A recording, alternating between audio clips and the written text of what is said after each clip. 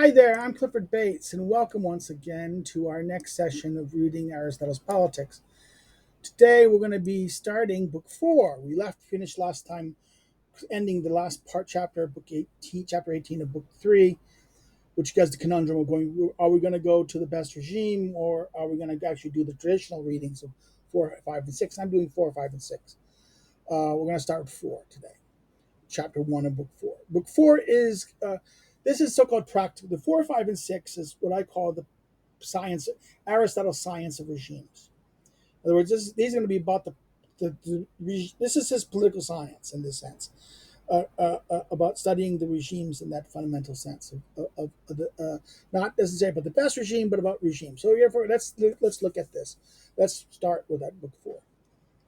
In all the arts and sciences, which have not arisen on a partial basis, but are complete with respect to some one type of thing.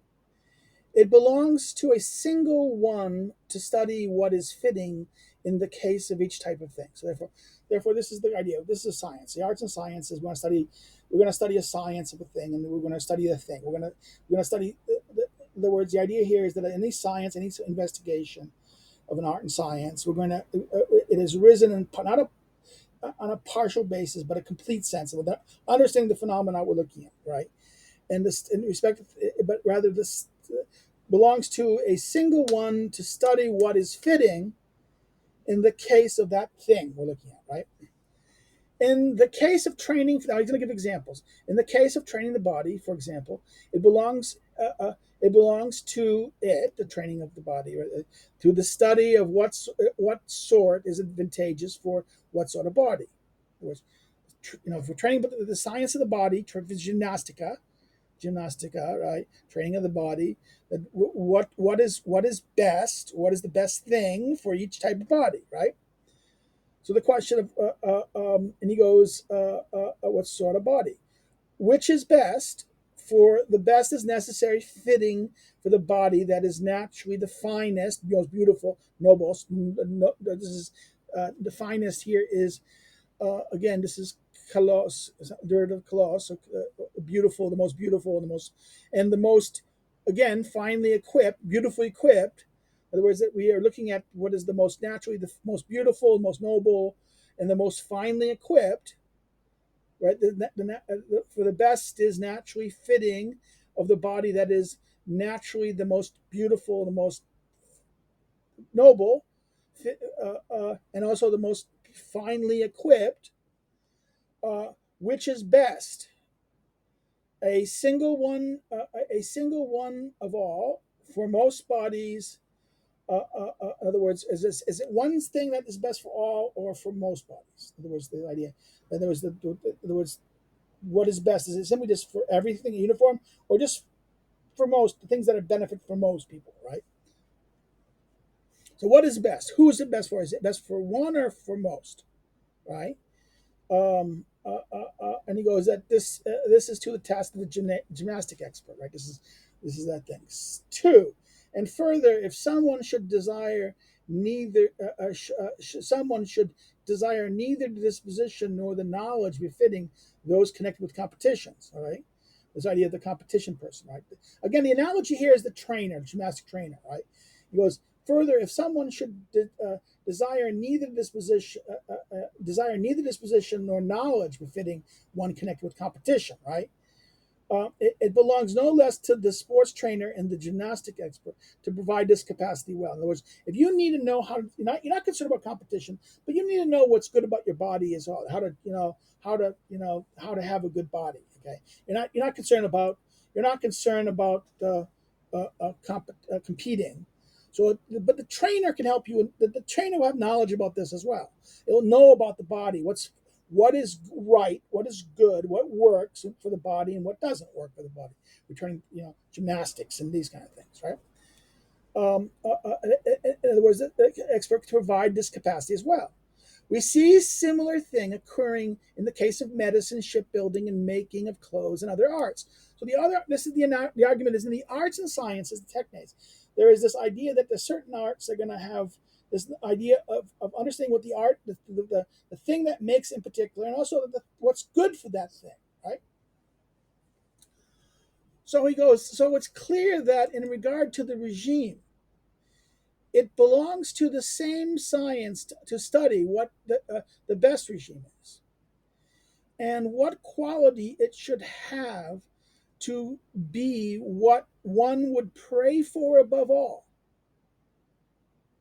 So therefore, in other words, this idea, if we're going to study this thing, we understand what is this. We're going to study since the science deals with what is the best thing for the body, right? So therefore, we should look at what is the best. A science of regimes must take into the concern of the best regime, right? What we would pray for. In other words, he starts out to study the best regime, what the best regime is, right? To study what the best regime is. Since we study what is best, what is good for our bodies, and what if we understand what the healthy body is, and therefore we should know what helps the body not only for any competition but also just generally, right? Therefore, the question here about the regime, that this idea that what is the best regime in that sense, and what quality it should have to be what one would pray for above all. This is again book 7, the regime that we would pray for, with external things providing no impediment. So there was external things or equipment and these things, external issues are not going to be. What is the kind of regime that you would pray for? Again, this almost seems to be like we should go to book 7 right away, right? So therefore, what is the best regime? That's point 1. So look at it. So what is the best regime that we would pray for? 2, what regime is fitting for which cities? So what is the regime what is the one that we should pray for, with equipment not being an implement? 2, what is what is fitting? What regime is fitting, suitable for which city? For it's perhaps impossible for many to obtain the best. So neither the one that is superior simply, nor the one that is best in the circumstance allow should be overlooked by the legislature and the political ruler, the good legislature and the political ruler in the true sense. So the first thing is the best regime. Second thing is, well, what is possible for most cities? What is, because not every place is going to be able to have the best. So what is best for it? So what is best simply? What is the best? What is the best for it? The given city or community for it in its particular circumstances. What is best for it? What is the best it's capable of? What's how to in that sense, and this is what this thing is. It should not be over. That what is the best circumstances allow should be should, in other words, this is not, neither the one of in other words, so neither the one that is simply superior nor the one that is best in circumstances that circumstances allow should be overlooked by good legislature. So the good legislature should need to take care of not only what is best, but what is best in the circumstances, right? And therefore, the good legislature and the good political ruler needs to take this, in the true sense, needs to take care of these 2 points: what is best simply, and what is best in this circumstances, in the conditions and circumstances of this. Now, finally, thirdly, the regime based on a presupposition. And presupposition, it means a claim. The regime's based upon the regime that is based on an assertion. This assertion that is that this regime, and most regimes are asserting a certain thing that we should rule. That every regime, that practical regime, and even the deviant regimes, every regime, this goes back all the way to chapter 10 of book 3, of the claims of ruling, the 5 forms, that the king or the best one, I'm the best, I'm wisdom, the oligarch, I'm wealthy, the aristocrat, I'm best, the political, the democratic is that we're free-born and free, and the last is a tyrant. I have the power. I have the might. I have the power. These are the claims that rule, and everyone claims that each one of these is a claim about justice. It's an imperfect and incomplete claim, but it is there, he says.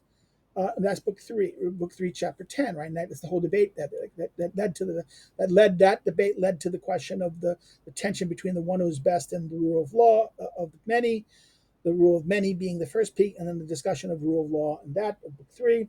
We're now back to this problem here, right? This further thing is that the regime of a presupposition.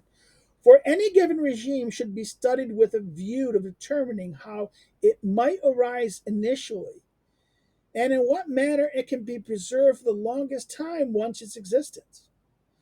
I am speaking of the case where a city happens neither to be governed by the best regime nor and is not equipped even with the things necessary for it. In other words, it doesn't have the right equipment to be, it's not composed of the components that it can be the best regime, right? And not equipped even with the things necessary for it, nor to be governed by the regime that is best possible among existing ones, but one that is poor. In other words, what about the situation? We can't even not only what is best in theory, best simply, but also not the regime that is best in the best in the circumstances. They lack even the case the regime that can be best in that what about the regime in question? How can we that they don't even have the right equipment? They're not even possible to be even that of existing good regimes, the good regime, that what is best, but rather this is poor. This is a not so good regime. How do you preserve it? How do you preserve even a regime that is not good, a so-so regime, but it's better than the worst? In other words, the argument is that this kind of idea that okay, this is not good, but we want to avoid even worse. So how can we to avoid something worse? How do we preserve something to make it maybe even make it better? Okay, right? And so therefore that's the third. And besides all of these things, the regime that is most fitting for all cities should be recognized. So therefore, wait a minute, this is the fifth thing. This is the fifth, but this is in other words, the regime that is most fitting for all cities. So what is the regime that is fitting for all cities? Is there such a thing? The regime that is most fitting for every city, all cities. Is there just one regime? Or is it what is the city that is best fitting for best city? Thus, most of those who have expressed views concerning the regime, even when they say, even what they say is beautiful, fine, noble, kalos, right, fine in other respects, they err when it comes to what is useful. So therefore, even though they talk well about the theoretical regimes, the question of the usefulness of the regime, they're really bad about this. They don't deal with the question of how to look at actual cities as they are. They talk about what is best, and they might say some good things and some true things about the best, and at the level of this level of ideas or level of what is the best and we should pray for, but not about what is useful in the city of how to. We have a real city that's not best. That how to make this better. Not and it's not possible to get us to the best immediately. For one should study not only the best regime, but also the regime that is best possible. And similarly, also the regime that is easier and more attainable for all. Well, wait a minute. So that this last thing is the regime that most places can obtain. And that this regime is probably better than the alternatives. So this is another best regime. Let's go back for a second. Let's go look at that. I want to turn that for a second. Uh, uh, that this is what this is the that this is yeah, this is those and beside this the regime that is most fitting for all. That this is the fourth one. That this is the regime that is most fitting for all that we can go into. So that this regime is more attainable for all. The regime that is attainable that every all cities can attain this, Is there such a regime in that sense? And the question is that that all regimes are regimes, so therefore there is this kind of conception of, well, what is a regime and how we understand it, and what is best for it, and what can it be obtained by it, that it has a political form in that sense. So that fourth category in there, right? So therefore, attainable for all. And it is, however, some seek only that the ones that is, as it is, however, some seek only the ones that is at the peak and requires much equipment, while others speak through those speaking of obtaining of, of an attainable sort of regime, disregard those disregard those that exist and instead praise the Spartan or some other single one, right? So, in other words, they don't pay attention to what is possible to exist. They praise the Spartan ones. And then, in other words, instead of, either you have people who praise the one that's a peak and requires much equipment that doesn't exist in these circumstances, or that they what? They disregard the existing regimes and instead praise Sparta or some other place, and ignore and praise these and ignore other varieties, things that can be possible. So in other words, he's basically saying that, listen, this again, this is a slap at Plato. This is a slap at Xenophon a little bit. This is a slap at, in other words, this is Aristotle saying that you have to pay attention to the actual regimes. A person, anyone who's going to study this not only has to study the best, not only has to study the what is best and what is best simply, but what is best in the terms of this, but also what all regimes can obtain to. That's simply minimal that they can attain to. Right? That all regimes can share on some level of. Now let's continue. But one ought to introduce an arrangement of such a sort that they will easily be persuaded and be able to share in it by the fact that it arises directly out of those that exist. Since to reform a regime is no less a task than to institute one from the beginning, just as unlearning something is no less a task than learning it from the beginning. So this is a very interesting sentence right here, because he's saying this is the argument. This is what distinguishes. Starting something from the beginning is actually easy. It's not necessarily. It's not that easy, but unlearning something and relearning is more difficult than. Therefore, taking a regime that's already exists and fixing it. This is no less a skill of a political skill than is making a new one from scratch. It never was. Everyone talks about making the city that has been perfect. We're going to start from scratch and we do it. No, this requires to take something that exists and make it into better. Requires more skill. Requires not less skill, but more, as much skill, if not more. Right? No less of a task than learning it from the beginning. So therefore, we have to learn that, and the idea that we can take this minimum regime, that we can take it and achieve it, that every regime can achieve this kind of good situation. Even defective regimes can be kind of reach this thing. Is something it's knowable to learn. How to make things better, not worse. Isn't that the whole point of the medical oath, the Hippocratic oath? The do no harm, right? Well, the political oath is kind of like we're here not to make things worse. We're here. Our science is decide not. In fact, this is what's wrong with most political science today. Most political science makes things worse, not better.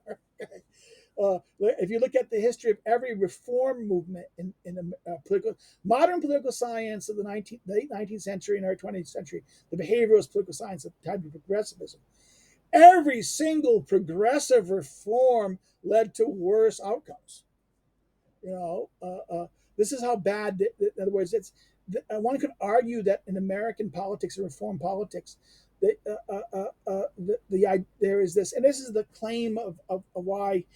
This is Hayek's and many of the Austrian schools' argument against planned economy, is that the nature of human structures and political policy is very complex, and that simple solutions don't necessarily lead you to the answer that they do. So you should be careful here. In other words, this idea that you can have simple solutions, simple policy creations. No, because the nature of political choice and activities often have secondary and tertiary outcomes that you're not paying attention to, that actually produce benefits that you don't realize, and that by changing that, you eliminate some of the benefits that were done, or some incentives that were done, or even some negatives that were prevented, that certain negatives were actually positive incentives that they prevented worse things from happening. So let's continue here. In other words, but one ought to introduce an arrangement of the sort that they will easily be persuaded and be able to share in it by the fact that they arise directly out of those that exist. Continue that sentence. Since to reform a regime is no less task than institute one, right? So, and it is just institute one from the beginning, and just as unlearn something is no less a task than learning from the beginning. So we continued I left off. I continue. Hence, in addition to what has been said about the political expert, one should be able to assist existing regimes as well, as it was said earlier. Now, this is note 1. Literally, this is a reference to book 2, chapter 1. And although it's taken to be in the immediate context, right? So, but this is impossible if he does not know how many kinds of regimes there are. So wait a minute. Unless you know how many regimes there are, you can't answer this question. As it is, some suppose that there is only one sort of democracy and one sort of oligarchy, but this is not true. So many people suppose that some suppose that there's only one democracy. And again, this is aimed at Plato. Plato's a kind of democracy and Plato kind of oligarchy. That this is a direct accusation against Plato. This not just one democracy, one Plato. He says, but this is not true. So the varieties of the regime are how many there are and how many ways they are combined should not be overlooked. So therefore, wait a minute, that the nature of regimes is going to be what? How many they are. In other words, that how many there are and how many ways they are combined. So therefore, what are the variety of regimes? How many there are and how many ways they are combined, this should not be overlooked. And it belongs to this same practical science. In fact, this is going to be literally phronesis, or this prudence, right? This is why it belongs to this same prudence. This is why I don't like practical science. This prudence, phronesis, to see both what laws are the best and what is fitting for each of the regimes. So what is laws are best and what is laws fitting proper to each of the regimes. For laws should be enacted and all are in fact enacted with a view to the regime. In other words, laws are relative to the regime, and laws should be tied to the type of regime it is. So it should either push towards a regime or reinforce it, or counter other ones, right? And not regimes with a view to the laws. In other words, laws are relative to the regime. Laws should be what enacted towards the view to the regime, and not regimes should not be shaped by the laws. Okay, that's the interesting thing. The regime is the real thing. The laws are always a reflection or a thing working towards towards the regime, right? Laws are relative to the regime. For a regime this is the definition of the regime, right? He starts here.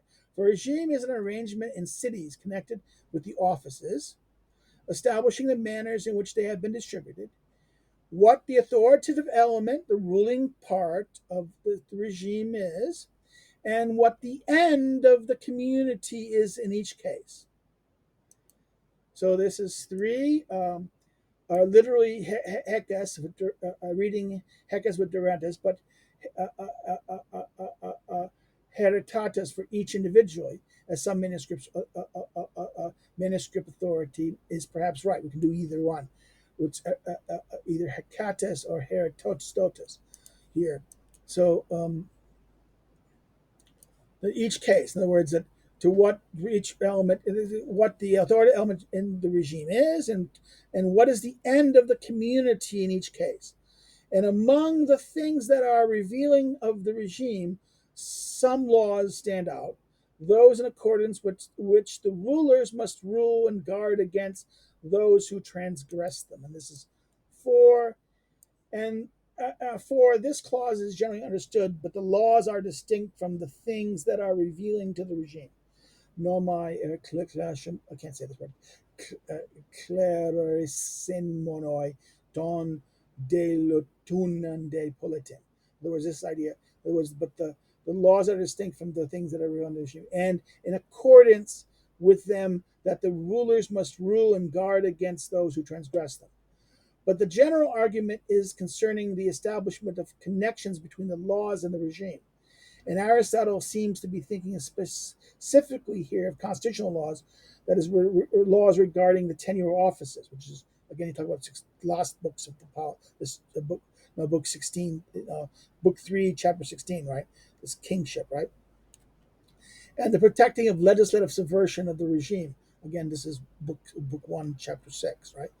Against protecting a legislative subversion of the regime. So therefore, we have to do this. We have to concern what the regime is. The regime deals with what? What the community, the way of life, the community, the direction that it goes into, right? What end? What is the purpose of that community? What is the end? Again, the way of life, the view that it's gone for, the view of justice, these things.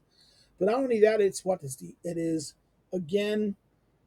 It deals with the offices. It's connected with the offices, the establishment matters which have been distributed, right? The manners in which they have been distributed. So the offices in question, the arrangement of the offices and how they're distributed, who the ruling element is, right? And what is the end, the goal or the purpose of the community, right? In that case. And what is that is, and among these things are revealing of the regime, right? There was these as the offices, how they're distributed, the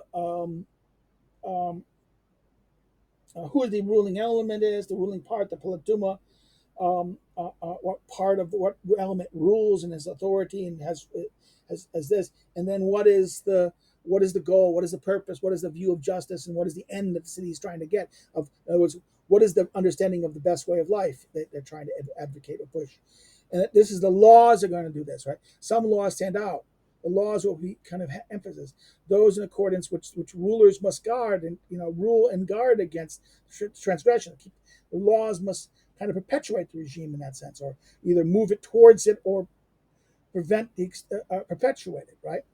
So it is clear that it is necessary to have a grasp of the varieties of each regime and their number with review to the enactment of laws as well. So therefore, we have to understand the nature of the regime, the varieties of regimes, and how each one of these regimes are going to enact laws. That laws that what does what, that either that needs to change the regime, or needs to perpetuate the regime, preserve the regime.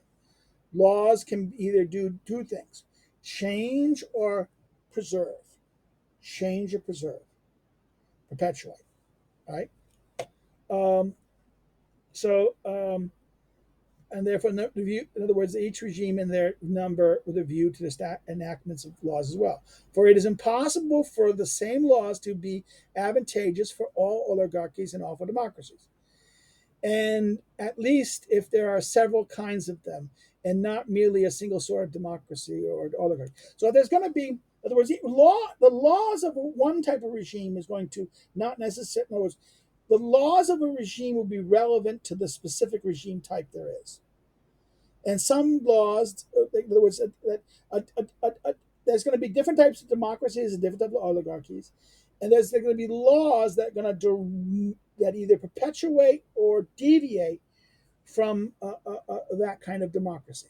So therefore, there's going to be a certain laws that emerge in oligarchy that will preserve that kind of oligarchy against another type. Not only preserve oligarchy, but preserve that particular variety of oligarchy. In other words, an oligarchy that seeks to maintain that a wider distribution of office is an oligarchy that restricts the who can hold office. So therefore, you have to make the laws to preserve. You want to keep the oligarchy that is, and not have a more dynastic or restricted oligarchy. You need to have the laws to kind of keep the thing from collapsing in like this, right? And same thing with democracy. We don't want to have a democracy that it takes everyone in. In other words, if you're going to have everyone, even slaves and foreigners, become a citizen, this becomes too out of control. So therefore, the idea is the earlier democracies that are more moderate and restrained will need to have laws that preserve them and prevent it from going that way. And likewise, later democracies want to preserve to prevent them from diverting from another type. So therefore, laws are going to be relative. The laws are going to be relative even to the specific types of varieties of regimes.